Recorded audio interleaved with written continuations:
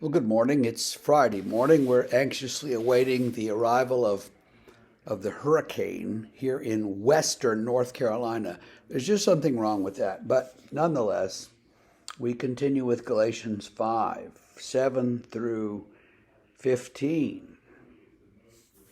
You were running well. Who hindered you from obeying the truth? This persuasion is not from him who called you. A little leaven leavens the whole lump. I have confidence in the Lord that you will take no other view, and the one who is troubling you will bear the penalty, whoever he is. But if I, brothers, still preach circumcision, why am I still being persecuted? In that case, the offense of the cross has been removed. I wish those who unsettle you would emasculate themselves. For you were called to freedom, brothers and sisters. Only do not use your freedom as an opportunity for the flesh, but through love serve one another. For the whole law is fulfilled in one word: you shall love your neighbor as yourself. But if you bite and devour one another, watch out that you are not consumed by one another. Well, as we look at this, he's continuing to complain to the Galatians about the way that they are acting, and he wishes that the one who is disturbing them would emasculate himself. That's the only way to put it. Would take those same steps on his own body. Paul's not mincing words here. He's angry. He's angry with whoever is disturbing them, and he's angry at them for listening to this new message. Now, one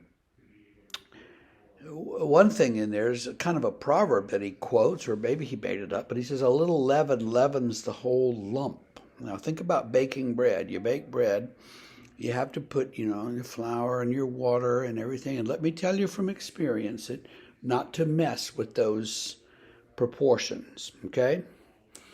Because one time I'm just dumping stuff in the bread machine and I'm thinking, okay, that's about right, that's about right, that's about right. And this nasty thing came out of it. So you want to be careful. But at any rate, you don't want to put too much yeast. Enough yeast is enough. If you put in, half the packet of yeast or a whole bunch of yeast, it's going to explode. So you just want a little bit of yeast, which will leaven the whole loaf. And that's important to remember as you're baking. Now, most of you are not bakers, or you don't want to bake, or you're not thinking about baking this morning. But what Paul says is that a little bit of something will affect everyone. So a little, one bad apple will spoil the whole barrel of apples, so to speak, or one one of your strawberries gets that green stuff growing on it, and pretty soon the whole little tub of strawberries is one big nasty thing of mold, and you have to throw it away.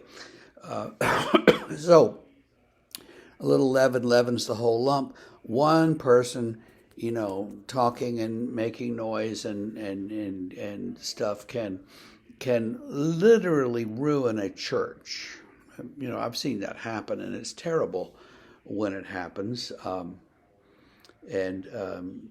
Usually in a church, there's somebody starts, talking, pick a little, talk a little, chip, chip, chip. And then somebody else starts, and pretty soon they're all, everybody's at Twitter with all this stuff. And usually they're aiming it at the pastor. The pastor didn't do this, or he did this, or he said this, or he didn't say this, or, whatever. The pastors ain't perfect people, so, let's get that out there right at the beginning. We're not perfect, and you just have to live with us as best we all can together. Now, Paul says, you're called to freedom, my friends, and so serve one another in love. Love your neighbor as yourself, and not biting and devouring one another, you're going to consume each other. And so you're just, it's not going to get better. It's going to get worse. If you're acting like that, pick a little, talk a little, blah, blah, blah, blah, then you're destroying the fellowship. Frankly, that's what Paul says, and I think he's right. I think that still happens today. So, beware when you're complaining about something, that you're not actually destroying your very church that you say you love.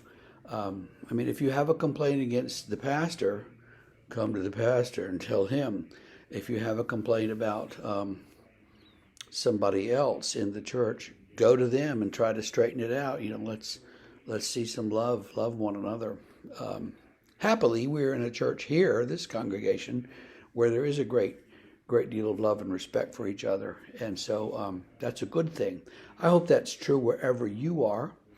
I also hope today that you can stay safe from this hurricane if you're in its path, and if you're in its trail, I hope that you find the water and the things that you need, and that life gets back to normal as quickly as it can.